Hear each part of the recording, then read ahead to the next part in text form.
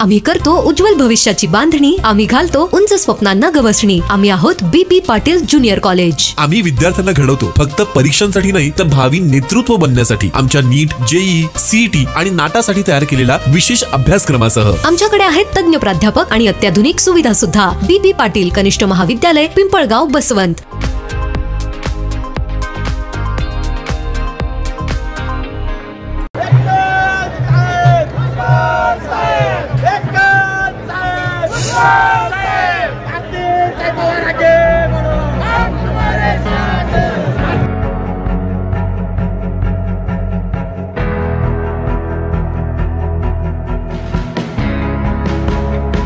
महायुतीचे उमेदवार भारती पवार यांनी दिंडोरी लोकसभा आणि हेमंत गोडसे यांनी नाशिक लोकसभेकरिता आज नाशिकमध्ये मोठ्या प्रमाणात शक्ती प्रदर्शन करत अर्ज दाखल केला।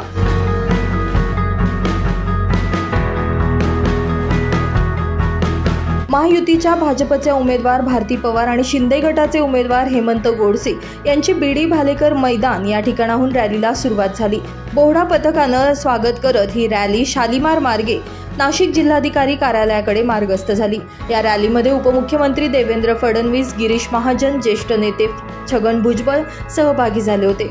दरम्यान रॅलीच्या समारोपाप्रसंगी मुख्यमंत्री एकनाथ शिंदे यांचं नाशिकमध्ये आगमन झालं। यावेळी मुख्यमंत्री एकनाथ शिंदे यांच्या उपस्थितीमध्ये दोनही उमेदवारांनी आपले अर्ज दाखल केले। या रॅलीमध्ये महायुतीच्या घटक पक्षांचे सर्व कार्यकर्ते आणि पदाधिकारी मोठ्या संख्येनं सहभागी झाले होते।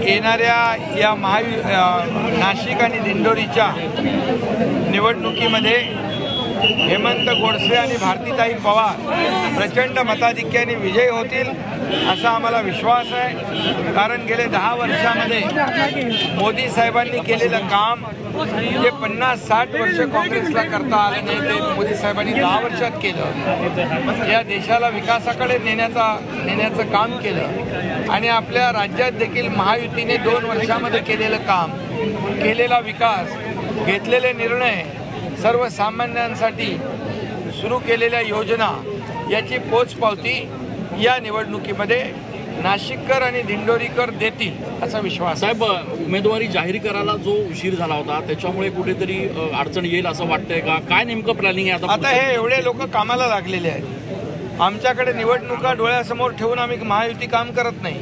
निवडणुका आल्या मग तयारी करायचं, आमचं 24 तास काम चालू असतं। Baswant NH3 digital, Nashik.